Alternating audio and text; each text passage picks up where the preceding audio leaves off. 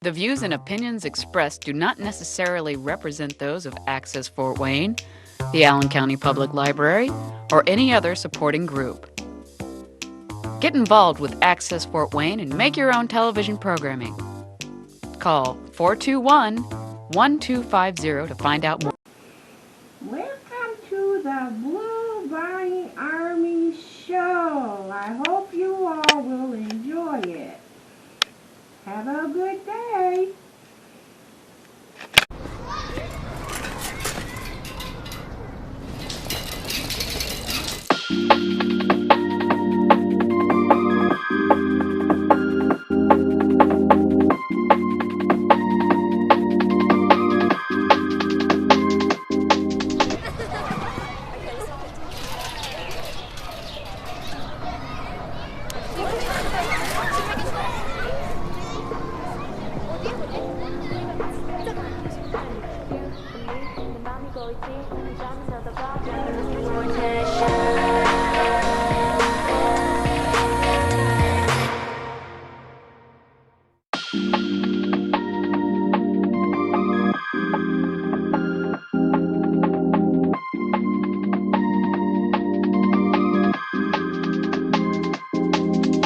I'm super shy, but wait a minute while I make it mine, make it mine. 떨리는 지금도 you're on my mind all the time. I wanna tell you, but I'm super shy, super shy. I'm super shy, but wait a minute while I make it mine, make it mine. 떨리는 지금도 you're on my mind all the time. I wanna tell you, but I'm super shy, super shy.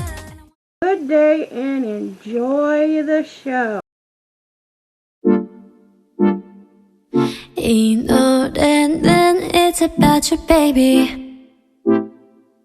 Only you.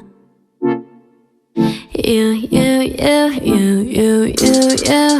내가 힘들 때, 울 것 같을 때, 기운도 이제 나지 않을 때.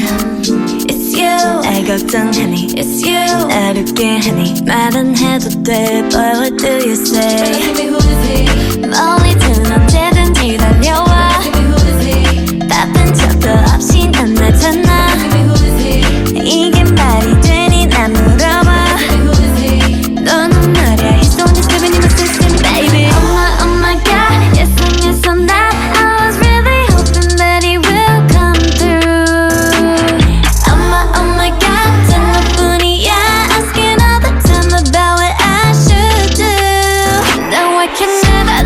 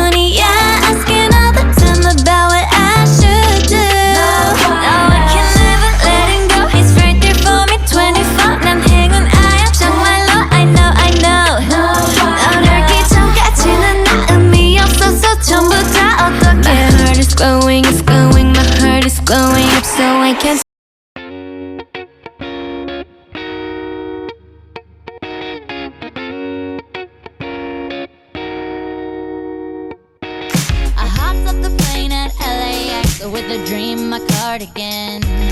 Welcome to the land of fame excess. Am I gonna fit in? Jumped in the cab, here I am for the first time. Look to my right and I see the Hollywood sign. This is all so crazy. Everybody seems so famous. My tummy's turning and I'm feeling kinda homesick. Too much pressure and I'm nervous. That's when the taxi man turned on the radio and a Jay-Z song was on. And the Jay-Z song was on. And the Jay-Z song was on. So I put my hands up to play my song. The butterflies fly away.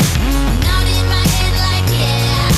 Moving my hips like yeah. Got my hands up to play my song. You know I'm gonna be okay. Yeah. It's a party in the USA. Yeah. It's a party in the USA. Get to the club in my taxi cab. Everybody's looking at me now. Like, who's that chick that's rocking kicks? She gotta be from out of town.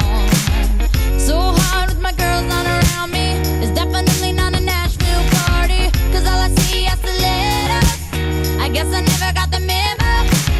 My tummy's turning and I'm feeling kinda homesick. Too much pressure and I'm nervous. That's when the DJ dropped my favorite tune. And the Britney song was on. And the Britney song was on. And the Britney song was on. So I put my hands up to play my song. The butterflies fly away. Nodding my head like yeah. Moving my hips like yeah. Got my hands up to play my song. You know I'm gonna be okay. Yeah. It's a party in the USA. Yeah. It's a party in the USA. Feel like I've been on a flight back to my hometown tonight. Something stops me every time. The DJ plays my song and I feel alright. So I put my hands up to play my song. The butterflies fly away. Nodding my head like yeah. Moving my hips like yeah. Got my hands up to play my song. You know I'm gonna be okay. Yeah. It's a party in the USA. Yeah. It's a party in the USA. I put my hands up to play my song. The butterflies fly away. Nodding my head like yeah. Moving my hips like yeah. Got my hands up to play my song. You know I'm gonna be okay. Yeah.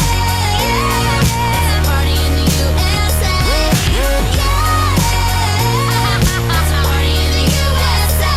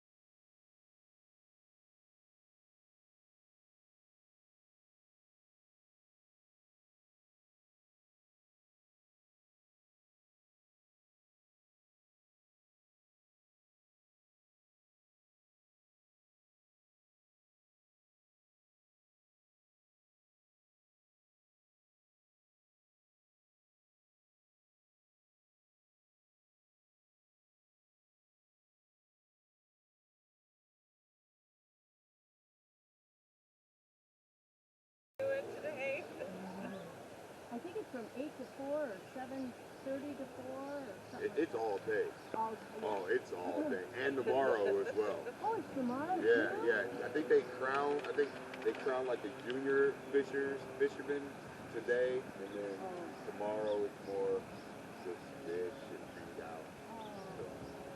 When we were kids, we lived a block and a half away from here, and we did the turtle races, the pet did it all. Yeah, the reservoir was a lot more active. Oh, it's Yeah, when I was younger as We well. had traps and skating and sledding. Creighton, Clinton, Tabor. I don't know the name of it. Suddenfield Reservoir. Well, it's now called the Levin Mall. Ivan Lebanon. Yeah, Ivan Levin. Yeah, so you got that. Yeah, so yeah, he was a good man. He did a lot of good work on this side of things. Hey, I'm Julie. I'm Ty. Hi, nice to meet you. Good luck Good with luck. our team. Appreciate it. So I'll give you a quick introduction here. This is Ty Savinsky, heads up the Human Agricultural Cooperative. He does a lot of work in our community. I think Ty has a lot of other entities to what he does, but he also has a hunger relief program, and he has a huge volunteer network and works with youth and maybe our underprivileged community, really battling the food insecurity issue that we're having right now. So I'll let Ty tell you more about his operation. He knows more than I do. Hi everyone. Again, I'm Ty Simmons. I'm born and raised here in Fort Wayne. As a third grader, when you get that little plant, right? I failed every time. Okay? Every time. But going to high school, going to college, traveling the United States, I found that no matter where you were, there was food insecurity. There was food inability, and it was always pressured by the healthcare system because they control the food, they control the health, and unfortunately, big corp kind of controls a lot of that. And so we try to figure out what can we do not only to sustain my family, but help other people. So 10 years ago, I started Human Agricultural Cooperative with $40 and a property that someone let me use. That summer, we grew about 3,000 pounds of tomatoes and peppers, and it was just the beginning. So from that, basically, I started learning from like Mr. Smiley and a couple other quote-unquote urban gardeners. But these guys aren't urban gardeners. This guy has a 17-acre farm. It's just in the urban setting. You know, he does conventional farming. He's one of the first organic farmers in Fort Wayne. Never use any pesticides, never use anything, chemicals. He uses a lot of natural stuff. You know what I mean? But he's always been an organic guy before it was organic. So I started learning from him and a couple others, and especially YouTube University. Everybody know about YouTube University? You can learn anything. I don't care if you're the most have a brown thumb or whatever you want to call it. You can learn anything from YouTube, and I just appreciate that resource and technology in the system. So what we did was from there, it kind of built up, and then we started doing youth programs, started working with more people because I tell you, this is the hardest generation and generations to ever work with. Elders and older people, I tend to work with the younger people because, we don't have the biases, we don't have all the, the baggage, and it is what it is. I'm just a real straight shooter. We're trying to change the next generation because, we feel that it's changing every day. So if we don't prepare them to be able to feed themselves and to become good, better community members, it's going to be worse for all of us in the generations to come. So what we did was we started the youth program, and then we started building momentum around the community. A lot of community was support in the beginning. Then we started working with Trump administration during COVID, where we provided over 1.6 million pounds of food in the state of Indiana. We worked with Indianapolis. Well, I was actually the director of the CARES program in Indiana. I helped feed people in Indianapolis, Evansville, Gary, Hammond, Fort Wayne, Huntington, and several others. And basically what that was is during COVID, there was millions and millions of dollars that were supposed to be, every part of the food system was supposed to get $1, quote unquote. But by the time the money came, right, they spent it all up. So they came to us and was like, Ty, you're already doing the work for free. Do you want 1.6 million pounds of food to give your community? And I said, yes, of course. I will not forsake our community for the money, because we were already doing it. So we built a network of churches and organizations around the state, basically to distribute the food, because a lot of them were doing it already. Curbside, doing the, PPE. There was a lot of stuff going on at that time. So we basically created that network, and then we expanded with farmers as well, because we said, hey, these farmers can't get their products to the market, so we'll help them get to the community. So a lot of farmers actually donated thousands and thousands of pounds of food to help us during that time. And we had the most volunteers. I mean, so many people with masks, it was crazy. Now we don't have to wear masks, can't find them. We know what it was. It was, it was it was emergency, first one, right? Need two, right? Being part of the community, three. But now everybody doesn't have that, extra time, doesn't have that extra money. Because after COVID, what happened? Well, 14% inflation on food, bills, everything. On 46806, 81% of the money is gone by Friday at 6 o'clock. There's no disposable income. You can. That's from United Way Alice program. So you need everyone to check my stats. You check, fact check. All right. So we had to keep finding ways to help feed our community, and also not just our community, but surrounding areas, because if the 46803, which is the worst, quote unquote, socially disadvantaged community in the state, needs help, right? Why aren't all of us helping that zip code? 46806 is the 12th worst in the state. But we all figure out that it's all separated, it's all divided, but we have to figure out more ways to come together and provide equity in the food system rather than quality. Does anybody know about geo-marketing? Can anybody tell me about geo-marketing? I'll just tell you. Walmart, for example, and I pick on Walmart and the big guys all the time. Walmart, for example, will sell me a C tomato for $3 a pound, right? You go out north, right, you'll get an A tomato, number one, or whatever what you want, a system you want to call it, for the same $3 a pound, right? They charge the poorest people the most for the food, right? And then when you start talking about the inequities and start talking about, the healthcare system, you become a radical in your system, but it's all for the betterment of the people in the community and health, right? So then what happened was we started working with Michelle Obama's program, which is called the Partnership for a Healthier America, and we distributed about 1.2 billion pounds of food, kind of the same manner, but we included Cleveland and St. Louis and a couple other cities. So we're always working, always building people together to get the food out. And then the money ran rough. There was billions of dollars worth of ARPA money that was supposed to go during COVID. We don't know we know where it went, right? But it wasn't towards food. It wasn't towards PPE. It was just mostly development and other kind of things that they earmarked later after COVID was done. So we keep going through these organizations trying to get more support. I won't name all of them, but it becomes, the food system in Fort Wayne has become more corporate, has become more political. If you start breaking down some of the systems and food systems, you'll start seeing more of, some of the big corporations taking over certain parts and, only provide services to a degree. And when you have millions of dollars and you only provide 10 to 15% services, I think that's inequitable. And when you start talking about that, start talking about the food system, again, you become a radical. But we keep going. I digress on all that because the reason why I say all this is because now we have a 1,700-acre hunger relief farm. We don't get any public funding. We don't get any support from the big corps, right? But we still last year provided over 100,000 pounds of food from this area.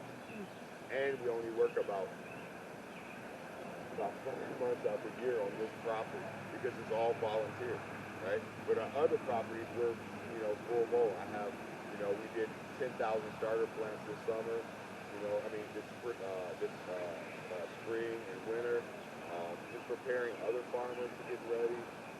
So we had to find different ways to keep us sustainable, and it was plant sales, vegetable sales. Now it's, we used to be an 80-20, and that's basically 80% of our food went to hunger relief. Now with not receiving funding, now we're going to be more like a 60-40. We'll donate about 60% of food, utilize the other 40% to maintain and sustain the business. Fellowship Missionary Church is actually the owner of this property. So we just thank them so much. But unfortunately, at any given time, there could be new leadership. They can tell us we have to go. We don't see it coming anytime soon because of the relationship we build with them. But we're always trying to find different ways to make sure our sustainable model and we keep going. So our next part of this plan is we're looking for, if anyone has 150 acres that you want to trust to us, if you want to donate it or anything like that, please let us know. If you know anyone that has land that they want to do for a land contract, or if they want to do a trust, some kind of working while we pay process, we're ready for it. We've been looking through the process, working with different entities to do it. I'll take you just a little bit over here, just to show you what we're doing. Mr. Smiley's more a conventional farmer, and he does, tractor, he's tilling, he's cultivating. I'm done with weeding. Okay, everybody know what I'm talking about? All right, 80% of your work is weeding. I'm done with it, right? I'm done, right? My thing is fabric. I'm fabric from now on, wherever I go. It'll cost me a little bit more in the beginning, but the time, the headache, the despair, the sweat, I won't get about 80% of it. So yeah, let's go over. Mr. Smiley has basically a lot of, like I said, we won't go far. It's more about the story. We work with about 7 different ethnicities on this farm. Burmese, Mexican, Salvadorian, black, white, and a couple more. But we also work, we have women farmers, veteran farmers, the whole gamut. Let's go up here.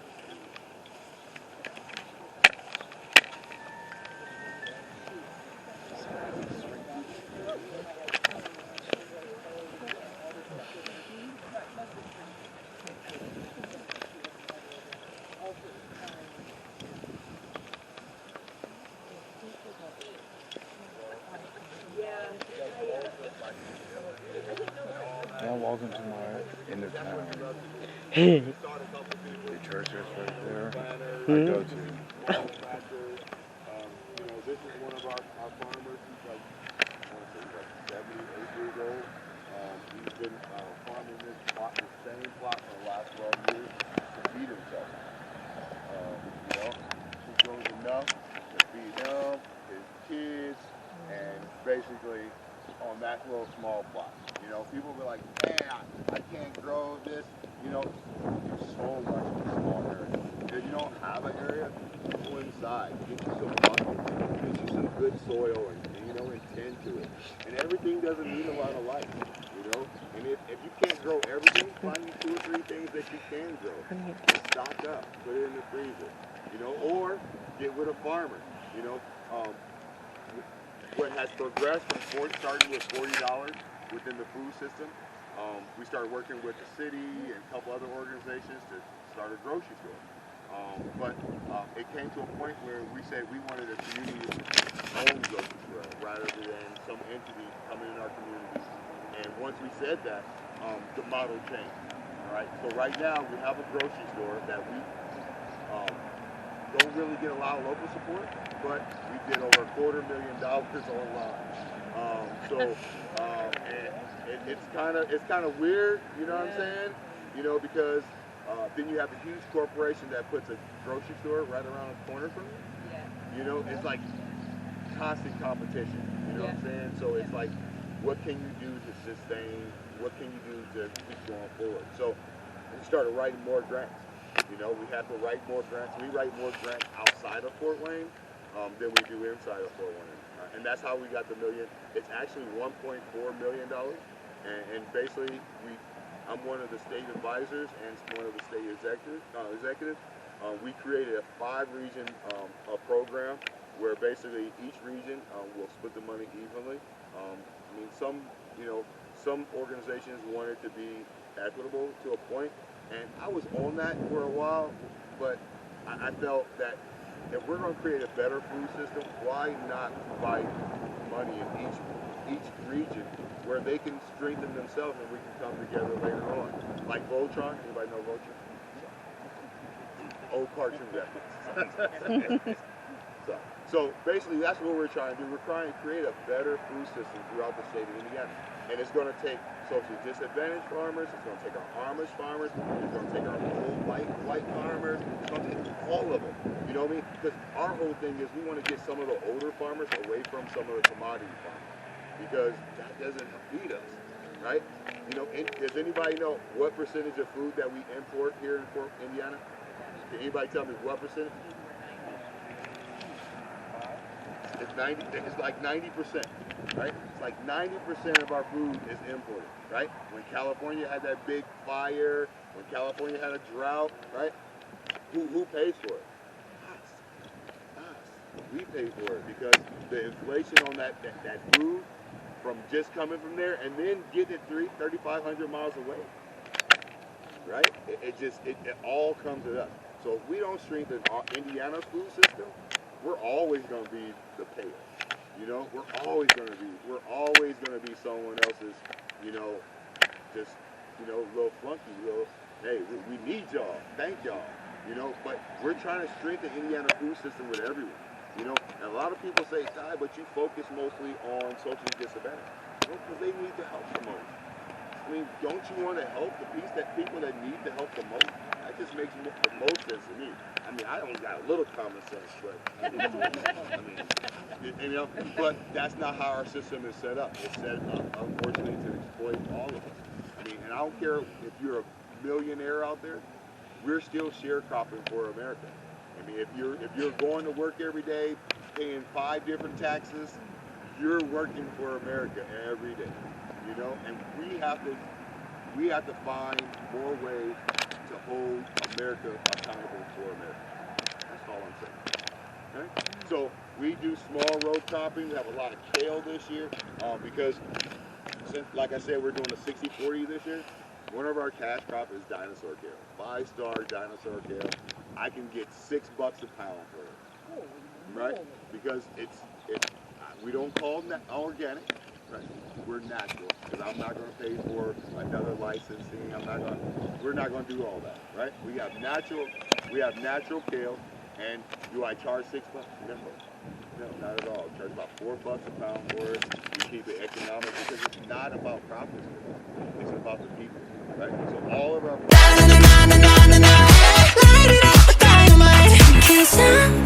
I'm eating stars tonight. So watch me bring the fire, set the night alight. Shining through the city with a little fucking soul. So light it up like dynamite. This is stars tonight. So watch me bring the fire, set the night alight. Shining through the city with a little fucking soul.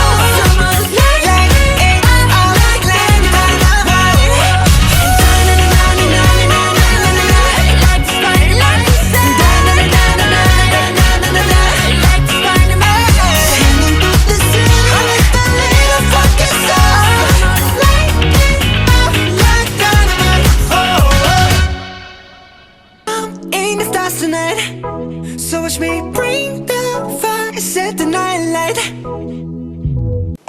Please subscribe to my YouTube, Blue Money Army. Get up in the morning, cup of milk, let's rock and roll. Kink out, kick the drum, rolling on like a rolling stone. Sing song when I'm walking